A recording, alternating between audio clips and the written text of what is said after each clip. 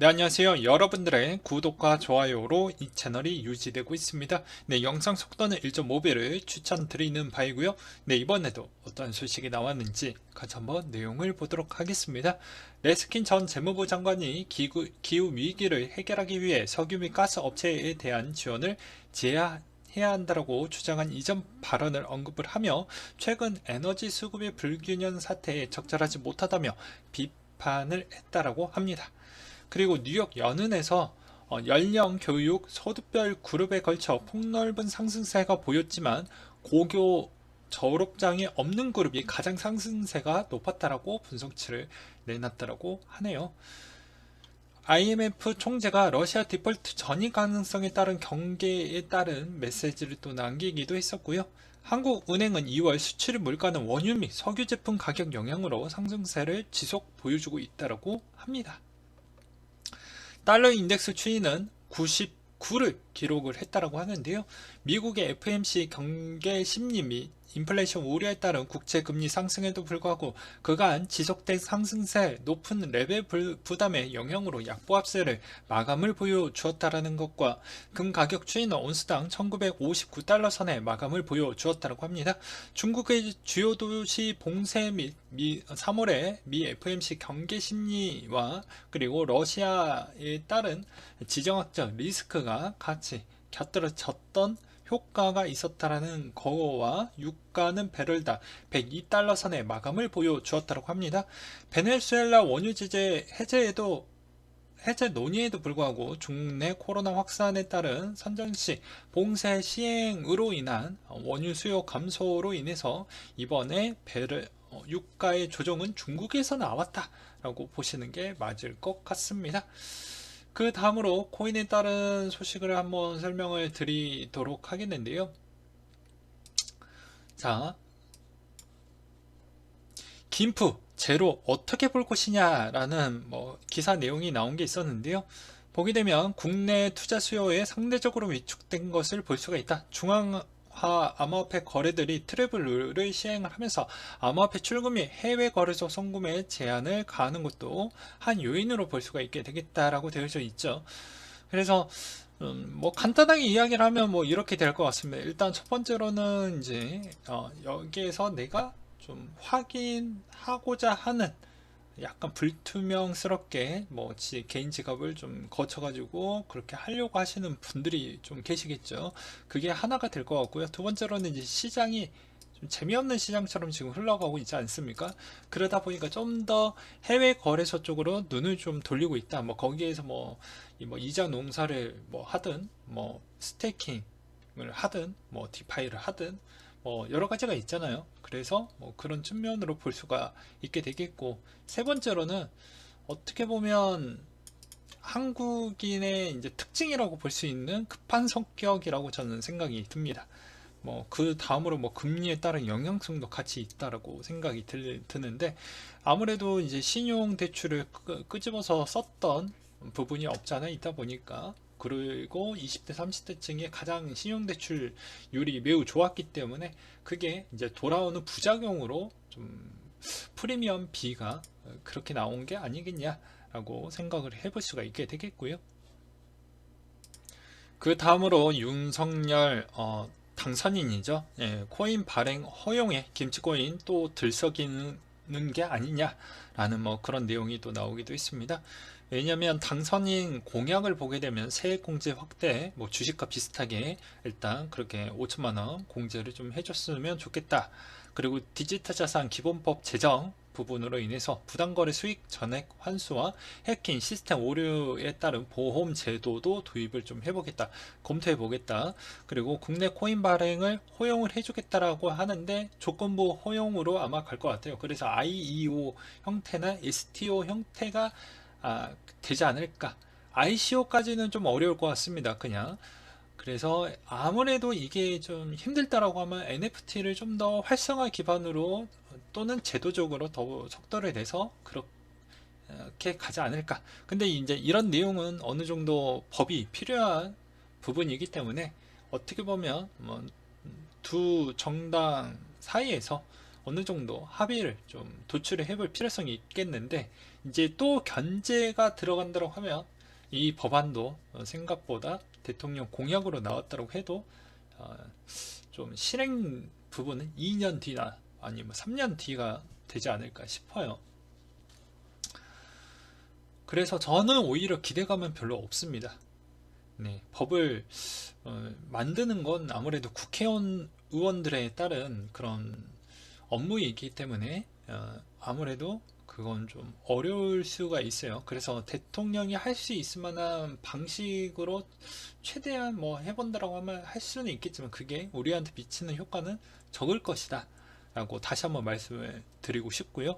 450만 원 작품이 지금은 50만 원이다. NFT 투자자들 울상이 보인다 라는 내용이 있었는데요. NFT 판매가가 반토막 나오고 거래도 한 달 만에 80% 급감을 보여주었다.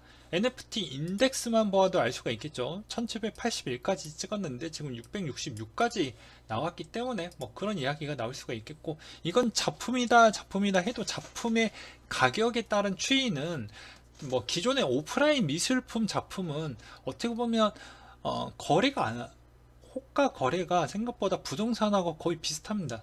거의 많은 거래가 이루어지지가 않거든요. 그러다 보니까는 가격대가 어느 정도 그렇게 하방에 많이 나올 만한 부분은 거의 없다라고 보시는 게 맞죠.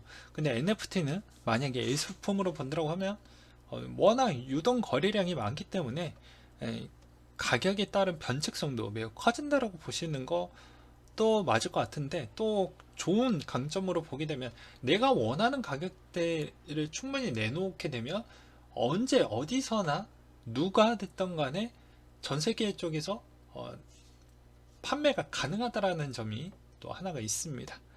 아무래도 뭐 이제 오프라인 쪽에 미술품을 한다라고 하면 그거를 또 택배로 또 보내야 되고 뭐 이런 복잡한 절차가 좀 필요하죠. 그냥 일반 택배가 또 아니죠. 가장 비싼 뭐 택배 부분이 또 들어가게 되고, 또 만나서 또 거래가 또 필요하다고 하면 또 거기까지 또 가야 되는 그런 번거로움이 있기 때문에 이런 측면에 따른 뭐 장점과 단점이 뭐 교차한다라고 보시면 될 것 같습니다. 그리고 뭐 반값에도 안 팔린다고 하지만 여기에서도 이제 저번에도 말씀드렸다시피 NFT에서도 가장 큰 네 가지 특징을 뭐 어제 시간에도 이야기를 해드렸잖아요. 그 네 가지 부분이 내가 들고 있는 NFT에 충분히 효과를 누리고 있는 그런 NFT면 그 다음 시즌이 왔었을 때 빛을 볼 수가 있고요. 그렇지 않았을 경우에는 뭐 저는 별로라고 생각을 합니다. 그래서 여러분들도 여러분들이 제일 잘하는 분야에 또 투자를 하시길 바라겠고요. CJ ENM도 NFT 사업에 진출했다라고 해서 한국의 대기업들은 생각보다 이믹스가 저렇게 돈놀, 아니 그러니까 안 좋은 쪽으로 해석을 하게 되면 돈놀이 저렇게 할 수가 있네? 라는 걸 또 보다 보니까 많이 진출을 하는 것 같다라는 생각이 들어요. 그리고 3년 이상 움직이지 않은 비트코인 비율이 38%로 사상 최고치를 보여주고 있다라고 합니다. 네, 아무래도 이것이 뭐 단순하게 보게 되면 첫 번째로는 나올 수 있을 만한 물량이 좀 적겠구나. 그러면 이제 이걸 뭐 그냥 고지고대로 나올 물량이 적으니까 오히려 여기서 더 올라갈 수 있는 가능성이 더 높지 않겠냐 라고 볼 수가 있는데, 이건 트래블 룰 영향이라고 보시는 게 맞아요. 그래서 생각보다 선물의 움직임 방향성으로 인해서 할 수는 있겠지만 장기적으로 보게 되면 나오는 물량이 적기 때문에 오히려 하방에 내려갈 수 있는 층은 제한이 되어져 있다라고 보는 게 맞을 것 같습니다. 그래서 생각보다 그렇게 겁먹지 말아라 라고 저는 설명을 드리고 싶고요. 해외 진출 선언한 클레이튼이 네트워크 장애와 기술력에 따른 문제점이 좀 있었다고 합니다. 카이카스 지갑의 목통과 네트워크 불안정성에 따른 문제가 발생을 좀 했다. 그래서 그렇기 때문에 해외 진출하기 전에 좀 더 내실 다지기가 필요하지 않겠냐라는 그런 의견들이 꽤 많이 나오기도 했었고요. 지금 보게 되면 공포 탐욕 지수가 20일에 일단 머물고 있고요. 탑 트레이더 비트코인 롱숏 비율도 68에 31 정도 흘러가고 있습니다. 그리고 이제 탑 트레이더 이더 롱숏 비율은 68대 31을 가리키고 있다라고 하고요. 그리고 요새 김프가 거의 별로 없다라는 것과, 그리고 이제 선물 거래량 추이도 생각보다 원만한 거래량을 보여주고 있고, 도미넌스 추이는 43 정도를 보여주고 있습니다. 그리고 탑 트레이더 롱숏 비율 추이를 보게 되면 지금 거의 롱이 0.6대 숏이 0.3 비율이다. 롱숏 비율은 2.248 정도가 나온다라고 되어져 있습니다. 그리고 이제 환율도 거의 1240원대이기 때문에 이 점도 참고하시면서 보시는 게 맞지 않을까 싶고요. 그 다음에 이제 또 어느 나라에서 비트코인을 제일 많이 좀 보여지냐, 거래량 부분이 그렇게 많이 되어가고 있는 모습을 볼 수가 있게 되겠는데, 보게 되면 미국과 여기 지금 가장 문제가 많이 생기고 있는 그 동네죠. 예, 그 동네에서 슝슝슝슝 가고 있다라는 걸 볼 수가 있겠고요. 한국은 되게 띄엄띄엄 가고 있다라는 걸 볼 수가 있게 되겠습니다. 그 다음으로 미국의 SEC 리플 주점 반박 전문가 보고 제출 기간 2일 연장 신청이 나왔다라는 내용이 또 나와주었는데요. 아무래도 이제 결과론적으로 본다라고 하면 올해 11월 정도에 거의 판결이 마무리될 것 같다, 이런 이야기가 나오고 있으니 좀 더 기다려 보시는 게 저는 맞다라고 보고 있고요. 그 다음으로 NFT 쉽게 제작을 하세요. 카카오 엔터프라이즈에서 기업용 플랫폼을 만들겠다라는 내용이 또 나오기도 했었고, MZ세대 과거 젊은 층보다 소득 1.4배 늘고 빚은 4배 정도 늘었다 라고 되어져 있습니다. 그래서 보게 되면 MZ세대 소득 부채 현황을 보게 되면 부채율이 가장 높죠. 근데 이제 이거 코인 대비로 또 비율을 해보자면 또 재밌어요. 왜냐면 누군가는 또 돈을 많이 벌어서 집도 많이 사고 그랬기 때문에 그런 측면도 없지 않아 있거든요. 또 부동산 대출로 인해서 내 집 마련을 위한 척도로 또 많은 구입이 일어나는 층이라고도 볼 수가 있게 되겠습니다. 그래서 부모님 지원도 받고 연끌해서 많이 샀다라는 분들도 꽤 있잖아요. 그런 영향성이 좀 있다. 그 대신 투자도 어느 정도 있지만 손해율 부분도 꽤 크기 때문에 그 영향이 아까 이야기했던 그 내용하고 겹쳐서 좀 생각을 해보시면 답이 나올 것으로 보여지고요. 그리고 지갑들의 분매가 시작을 하고 있다. 그것도 고래들의 지갑이라고 해서 보게 되면 비트코인 1000개에서 1500개 신규 지갑이 최근 3월달 초부터 많이 생성이 됐다. 그래서 대량의 비트코인이 나눌 것인지 구입한지는 모르겠고, 나누는 것이 확률이 매우 클 것이다. 저렇게 1000개 단위로 비트를 해놨다라는 것은 아무래도 좀 걱정이 된다. 각자 한번 생각을 해봤으면 좋겠다 라고 참고를 하셨으면 좋겠다라고 이야기를 해주었고요. 1위 고래부터 4천위 고래까지 페이지를 쫙 훑어봤는데 비트 1000개에서 1300개가 엄청 많았다. 거의 다 최근에 생겼다 라고 이야기를 했죠. 그래서 제가 저번에도 실시간 방송에서도 설명을 드리기도 했습니다. 지금은 뭘 하고 있냐, 쪼개기를 많이 하고 있다 라고도 이야기를 많이 해드렸죠.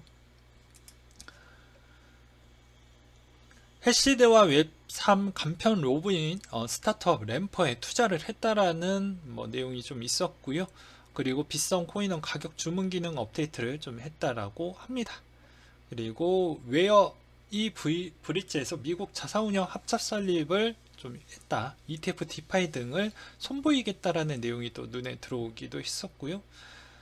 그리고 컴투스 코인 C2X가 IEO에 한국인은 참여할 수 없다. 아무래도 그런 제도적인 마련 부분이 좀 부족했다. 이렇게 좀 표현할 수가 있게 되겠죠. 암호화폐 저축 앱 아웃렛 테라 월렛을 출시할 계획을 갖고 있다라고 합니다. 3월 말에서 4월 초 정도에 출시를 할 거라고 하니 아무래도 루나와 에서 생각보다 어떻게 보면 UST가 좀 잘 버텨주고 있기 때문에 루나에 따른 영향성도 같이 끼치고 있다. 뭐 저는 그렇게 생각이 들고요. 그리고 스텔라 개발재단의 생태계 프로젝트 자금이 지원하기 위해 3천만 달러 투자 계획을 또 밝혔다라고 합니다.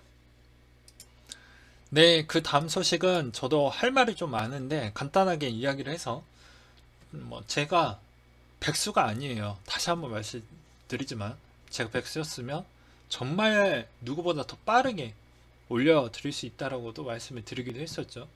근데 저도 제 업무가 좀 있고 이제 회사를 또 다녀야 되는 입장이다 보니까 아무래도 이번에도 너 이번 유럽 연합 의회에서 나왔던 거 왜 그렇게 뭐 이야기를 했냐 뭐 이렇게 이야기를 할 수가 있는데 아무래도 뭐 그럴 수밖에 없는 게 제가 잠들고 난 뒤와 그 전에는 제가 대응이 또 안 된다라는 거, 그리고 회사 업무를 하고 있는 중에서도 제가 대응이 안 된다라는 거, 그리고 뭐 회의를 가거나 뭐 작업을 가거나 뭐 이렇게 되면 뭐 대응이 안 된다라는 거, 그 점을 꼭 기억을 해 두셨으면 좋겠습니다.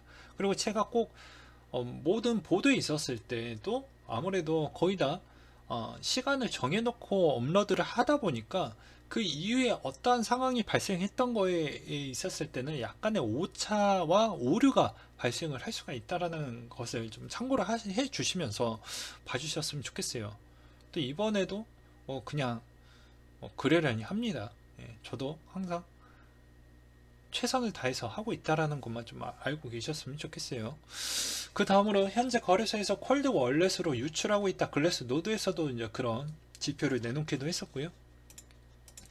그리고 비트코인 공급은 건전한 분산 분포가 증가하는 방향에서 계속해서 추세를 유지하고 있다는 것과 비트코인 선물 CVD가 3월에 현재까지 의미하는 움직임은 없고 전체 선물 시장의 50%를 담당하는 바이낸스 선물 시장의 움직임이 가격의 움직임과 완전한 커플링을 보여주고 있다. 그래서 제가 계속 말씀을 드렸잖아요. 선물의 움직임이 앞으로 어떻게 영향을 끼칠 거냐. 그러니까 나올 수 있을 만한 물량은 이제 더 안 나오게 돼요. 트래블 룰 때문에라도요. 그래서 지갑 쪼개기가 들어가는 거 여러분들도 분명히 지갑 등록하는 것보다 차라리 쪼개기에서 그렇게 하는 게 더 전 편법도 알려드리기도 했지만 그게 여러분들한테 더 나은 거예요. 어떻게 보면. 그리고 그 다음에 이제 여러분들이 어떻게 그걸 응용을 해서 시나리오대로 어떻게 어떤 모델링으로 가져갈 거냐가 이제 관건이 되겠지만 그건 각자 한번 생각을 해보셨으면 좋겠고요. 어, 기존의 이제 선물의 방향성이 왜 중요하냐? 현물의 거래소에 비트코인이 많이 가지고 있지 않는다라는 거 여러 가지 지표로도 온체인 뭐 지표나 다른 내용에서도 충분히 우리가 다 확인을 했죠. 근데 여기에서 그렇게 되면 현물이 있는 거래소에서 버텨주지 못하니까 선물의 의존도가 훨씬 더 높아지겠죠. 그렇기 때문에 선물에서 나오는 이슈거리에 따라서 방향성이 너무 변동폭이 커지기 때문에 예측하기가 더 어려워진다라고 보실 수 있는 그런 올해라고 보시는 게 맞을 것 같습니다. 그 다음으로 스테이블 코인 공급은 1850억 달러로 증가를 했고 22년 3월에 1870억 달러에서 새로운 ADH를 달성을 했고 뭐 연간 성장률은 뭐 10% 약간 넘게 보였다 라고 되어져 있는데 불확실성이 커지다 보니까 오히려 코인 투자 대비보다는 스테이블 코인 쪽으로 가는 그리고 활용도가 더 높아지고 있는 그런 방향성을 보여주고 있다. 뭐 이렇게도 설명이 가능할 것 같고요. 이제 남은 시간은 러시아 이야기를 또 해보도록 하겠습니다. 그만큼 선물에 따른 영향도가 크다 보니까 러시아 이야기를 뭐 계속 할 수밖에 없겠죠. 최근에 이제 유럽 지수는 여전히 별로 좋지 못한 모습을 보여주고 있습니다. 그렇죠. 그리고 러시아 거는 왜 안 움직이냐? 예, 거래 정지 때문에 그런 거예요. 그래서 여러분들은 무엇을 많이 보셔야 되냐? 독일과 프랑스 부분하고 이탈리아 것을 좀 많이 보실 필요성이 있을 것 같습니다. 참고로 이제 미국 같은 경우에는 이제 마스크를 벗어도 되는 기간으로 넘어갔기 때문에 이제는 더 소비에 따른 증대가 더욱더 활발하게 이루어질 것 같고요. 이 말의 의미는 이제 고물가인데 이제 여기서 성장을 더 많이 해주면 이제 어떻게 보면 미국은 버텨낼 수 있다라고 제가 계속 주장을 하고 있는 이유가 그런 겁니다. 최근에 뭐 이제 대부분 여성의 화장 부분도 눈 쪽에 좀 힘을 많이 주고 눈썹이나 이런 쪽만 좀 더 정리를 하고 그랬는데 이제 전반적인 메이크업을 하는 시점과 미용기기에 따른 턴 어라운드가 뭐 들어갔다고 하니까 거의 이제 미국이 풀었으니 한국과 나머지 국가들도 거의 비슷한 수준대로 풀지 않겠냐. 그런데 조건은 선진국들만 그렇게 진행이 될 것 같다라는 생각이 좀 들었고요. 그 다음으로 우크라이나 러시아 협상이 계속 종료되고 계속해서 이야기가 많이 나오고 있는 실정입니다. 그래서 이런 회담이 계속 갖는 것에 따른 의미는 긍정적으로 좀 보시는 게 좋을 것 같아요. 예.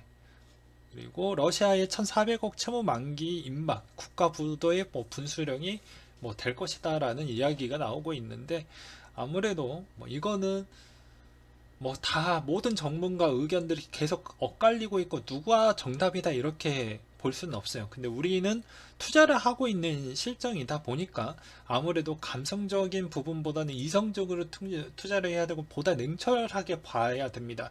누가 안 불쌍하고 불쌍하지 않는 부분은 내 돈을 지켜주거나 그런 부분으로 보시면 안 돼요. 왜냐면 왜 이야기를 왜 있냐? 이 뒤에서도 또 나오게 되는데 러시아로 달려가는 중국인 이 틈에 부동산을 사재기를 했다. 왜 사재기를 했었을까요? 그건 당연히 모스크바 현지에서 체류 중인 중국인 온라인 커뮤니티에서 부동산 사재기를 위한 정보 공유가 큰 화제가 되어가고 있다라고 나오고 있죠. 그만큼 절반 수준으로 떨어진 가격대 때문에 중국의 자본으로 많이 들어갔습니다. 이 말의 의미는 러시아 쪽에서 이제 외화 자금은 일단은 들어온 거는 못 빼요.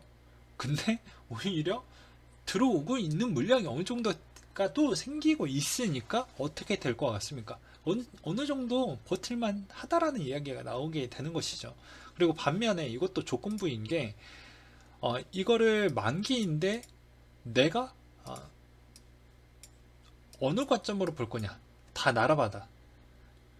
근데 이제 미국이 바라보고 있으니 아무래도 미국이 생각하는 방향이 그거를 수용을 해줄 거냐, 수용을 해주지 않을 거냐의 차이죠. 근데 이게 또 아이러니한 게 어느 정도 출구 전략이 또 있다 보니까 이게 뭐 완벽하게 국가의 부도의 분수령으로 간다 이렇게 보기에도 또 어려울 것 같긴 해요. 근데 저도 이거는 예측하기가 좀 어려울 것 같습니다. 이건 나라의 이제 수장들이 어떻게 해석을 할 거냐, 어떻게 정치적으로 또 몰아갈 거냐에 따라서 답이 또 달라지기 때문이죠. 그리고 뭐 중국의 지대공 미사일 군사 지원의 긍정적인 답변이라고 이야기가 나오면서 또 러시아와 중국 간의 또 약간의 우호적인 부분이 나온 게 과연 뭐 그럴 수밖에 없는 게 장기전으로 가면 아무래도 이제 중국은 금리를 완화를 지금 하고 있기 때문에 어떻게 보면은 중국 자체에서도 이득을 많이 보고 있죠. 뭐 무기 지원을 해주고 있으니 그만큼 영향을 많이 받고 있고 그러면서 어떻게 보면 러시아 쪽에서 받을 수 있을 만한 부분은 또 뭐 자원적인 부분이 되겠고 또 오히려 싼 매물대 부분을 또 금융자산 같은 걸 또 싸게 매입을 할 수 있을 만한 조건도 또 가지고 있으니 여러 가지 국제적 정서와 정치 부분은 어떻게 보면 감성으로 바라보기에는 좀 어렵다라는 거죠. 누가 안 불쌍하고 그러겠습니까? 그리고 누가 먼저 때린 사람도 죄가 있겠지만 예. 맞은 사람도 다 나중에 보게 되면 원인 제공을 하기 때문에 맞았다라고 볼 수가 있어요. 근데 일반적으로 맞았냐? 그 전에 어떠한 행동을 했냐에 따라서 또 얘기가 달라질 수는 있겠지만 저는 뭐 어떤 또 유튜버 분이 뭐 그런 이야기를 하더라고요. 예, 국내에서는 뭐 도덕적인 부분을 지켜가면서 사회적 질서 때문에 약간의 그런 정의 쪽으로 바라보면서 해야 되는 건 맞지만 국제적으로 보게 되면 이거는 그냥 어, 야생입니다. 예. 피도 눈물도 없고 야생이고 정말 그걸 아, 누구나 알고 있는 그런 정의적 구현이라고 표현할 수도 있겠지만 그거는 각 나라마다 내가 어느 나라 위치에 있느냐에 따라서 좀 달라질 수 있다라고 보시는 게 맞을 것 같아요. 그리고 투자 부분에 있었을 때도 저 사람들을 상당히 비난하고 비판할 수 있겠지만 내가 그만큼 투자에 따른 기회의 역할은 다 누군가한테 따른 걸 더 오히려 그 타이밍에 나오는 물량을 내가 먹어줌으로써 누군가한테는 그게 또 다른 기회와 또 다른 뭐 어떻게 보면 그 사람들한테도 또 다른 기회를 뭐 양성할 수도 있겠죠. 그렇지만 이게 꼭 나쁘게 바라볼 거는 아니다 라고 표현하고 싶습니다. 이런 것까지 보게 되면 뭐 부자가 될 수가 없어요. 네. 왜냐면 코로나 시즌 때도 다 망해가는 그런 회사들과 자영업 부분이 있었는데 그걸 싸게 양수양도해서 더 성장을 하고 있는 부분이 있고 그런 싼 물건을 오히려 잘 보관을 해놨다가 시기에 맞게끔 또 매물로 내놨던 부분이 과연 욕을 먹어야 되는 측면인가도 다시 한번 생각을 해보셨으면 좋겠습니다. 그래서 저런 것에 대해서도 또 말씀을 드리고 싶었어요. 그래서 우리는 어, 좀 어떻게 보면 투자는 도덕적이지 못하다라고 보는 게 아니고 도덕과 투자는 좀 별개로 나뉘어서 바라보는 게 맞다라고 저는 좀 설명을 드리고 싶고요. 어, 여러분들도 이런 타이밍 속에 항상 기회가 나오기 때문에 그게 꼭 전쟁을 인해서 돈을 벌었다.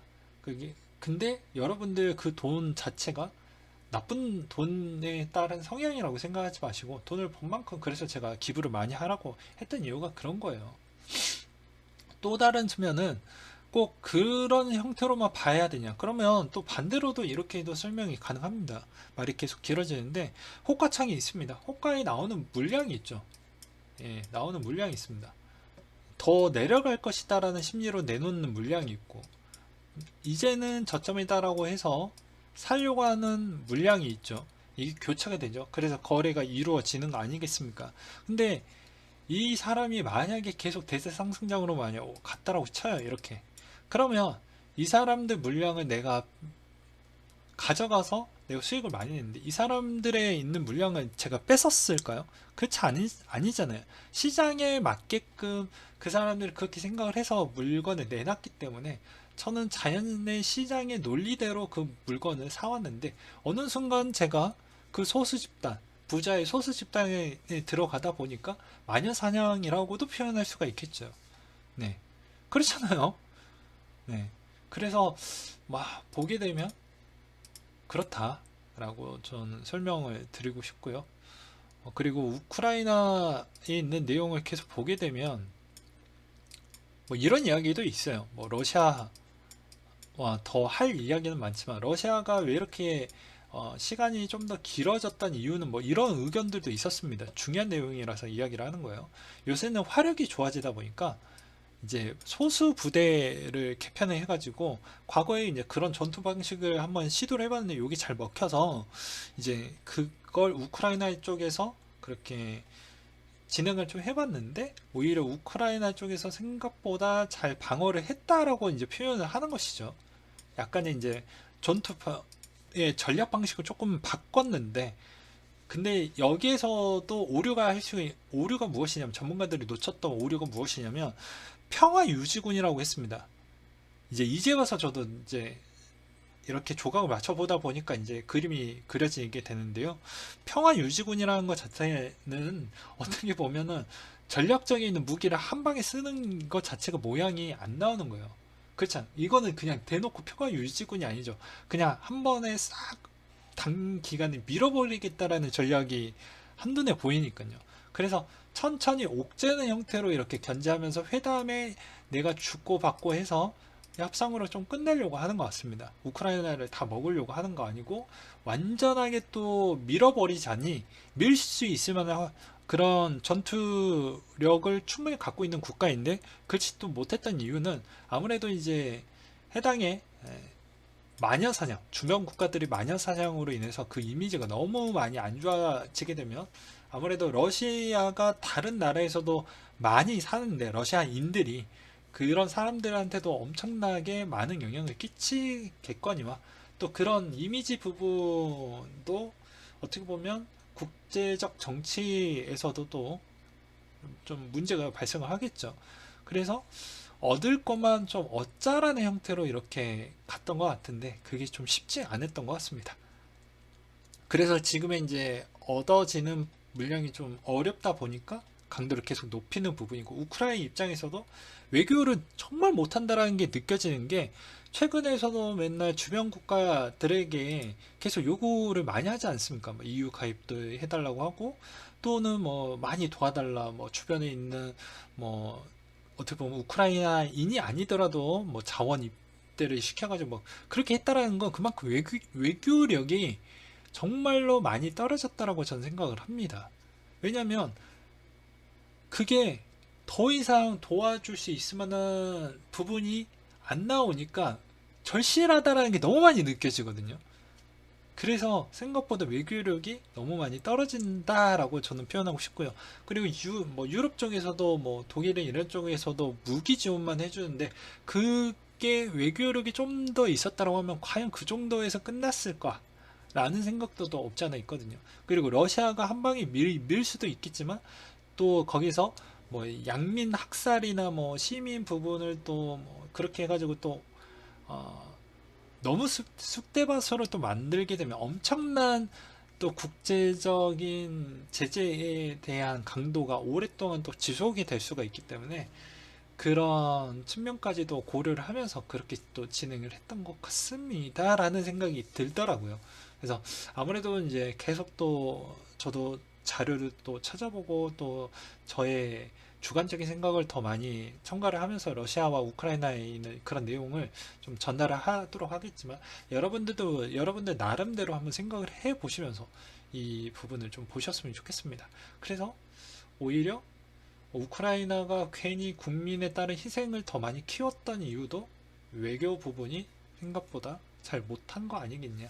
근데 반면에 한국 같은 경우에는 워낙 과거 때부터 외교 부분은 할 수밖에 없었던 부분이 꽤 많이 있다 보니까 상대적 대비 어, 뭐 논란이 있었던 그런 부분도 어떻게 보면 참모로 내정이 되고 그랬음에도 불구하고 또 지금까지도 잘 돌아갔던 배경을 보게 되면 그만큼 과거에 있었던 그만큼 침략과 그 다음에 뭐 남북 관계 절단된 하나의 한 나라 한 민족인데 절단된 부분에 있었을 때에 따른 외교에 따른 기술이 축적이 많이 돼서 그만큼 그게 지금까지 있는 한국의 모습이지 않겠냐라는 또 생각도 들기도 하더라고요. 아무튼 뭐 어떻게 또 투자를 또 하다 보니까 또 국제적인 뭐 이런 정서와 관계와 또 정치까지도 또 안 볼래 안 볼 새가 없는 그런 형태로 또 되기도 했습니다. 또, 또 많이 또 길어지게 되었네요. 아무튼 이번 3월달 부분은 항상 매입을 하실 때도 가장 중요한 거 하나 또 알려드리도록 할게요. 매수를 하실 때도 어떻게 하냐면 저녁 타이밍 때 기반으로 해서 웬만하면 유럽장이 열리고 어느 정도 개장하고 나서도 유럽 시장 개장 기준으로 한 2시간 정도 지난 뒤에 그 뒤에서도 뭐 반응이 어떤 방향 쪽으로 좀 가는지를 바라보고 매입을 하는 게 더 낫지 않겠냐라고 저는 좀 말씀을 드리고 싶고 아시아장보다는 이제 유럽 부분에 이슈가 많기 때문에 유럽장을 보면서 매수 포인트는 그렇게 좀 가져가 보시는 게 가장 괜찮다. 아시아장에 항상 반등이 나왔다라고 해도 의미가 없다. 지금 이슈의 포인트는 그쪽이고 선물의 방향성도 그쪽에 맞춰져 있기 때문이다라고 하면서 이쯤으로 마치도록 하겠습니다.